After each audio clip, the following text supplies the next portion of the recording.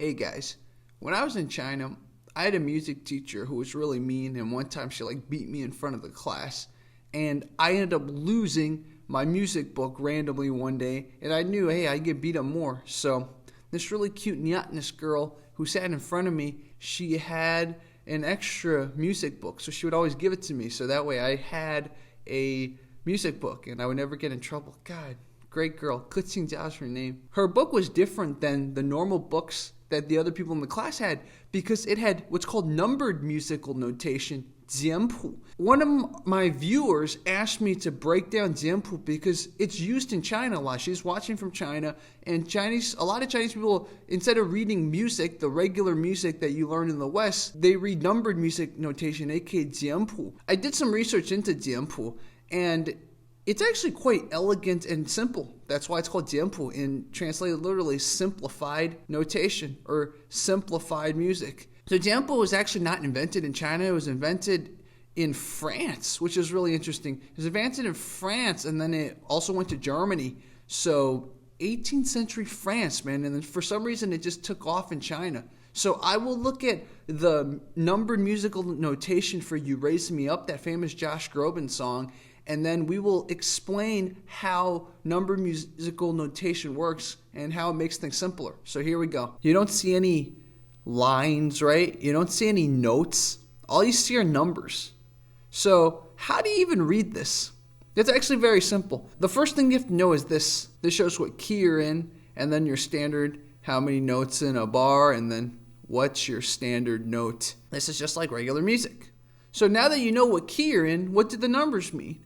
The 0 means it's a rest, it's not a note. 1 is your root note, and then up to 7, and then of course you go back to 1. Now what are these dots? These dots show you what octave it's in. So if this is the root note, then this dot is the 5th note an octave below. And now these things indicate the tempo. So see, this is holding a note over, this is a short one, and this right here means you're holding the note. So this is 1 quarter note, so you're holding it for 2 quarter notes, right? So 1, 2, and then rest, and then nothing here, and then this is a 8th note. That's basically it. That's how you read it. It's so simple. Once you understand, this is how you find the key, and then, okay, what's your standard? And then, okay, this is an octave below. If it's an octave above, it would be a dot up here. And then, okay, this is your root note, so your do, right? This is your 3rd note, so do, re, mi. This is your mi. This is a rest. I, of course, don't have perfect pitch, so I'm not going to be able to do this in D, but I'm just going to make up a random key. Rest when I am down and oh my soul so weary. This is the root notes. This is the 5th below, right? So you're going low. Even though it says a 5, you're not going above because again the dot's here. And since this is a 8th note, you know this is a short one. This is a quarter note. When I am down, and then you hold this over, right? You hold this over. Down and oh my soul so weary. Rest, right? The 0 is a rest.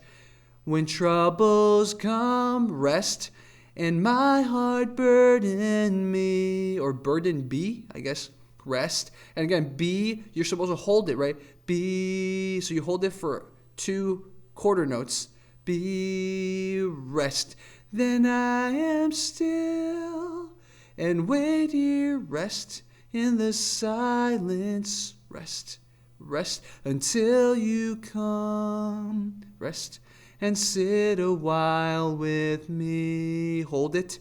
Rest. You raise me, etc. Okay, I don't have to sing the whole song, but if you're a person given this type of notation, it actually makes it easier. If you understand why Chinese people use this type of notation, you'll realize that it's for the sake of simplicity. Why do you need to use the 5 lines and then the different clefs and all that? If you just want to sing, you just have to know what the octave is and then what the different intervals are, and then bam, you can sing. Of course, you have to know what the beat is, and then you have to know the rhythm, but you literally can pick up a piece and then read it much easier. This is jianpu, aka numbered musical notation or numerical musical notation.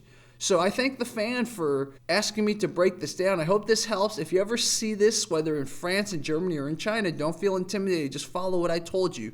Know what key it's in, know what the numbers mean. Numbers mean the notes, and then know how to read what's an octave below, what's an octave above, and then know how to read the beats, which it's pretty simple. It's kind of like regular music notation. So guys, this was Jerry Explores Music, aka Jerry Sings, Music for Nerds. Thank you guys so much for exploring this with me. Talk to you guys soon.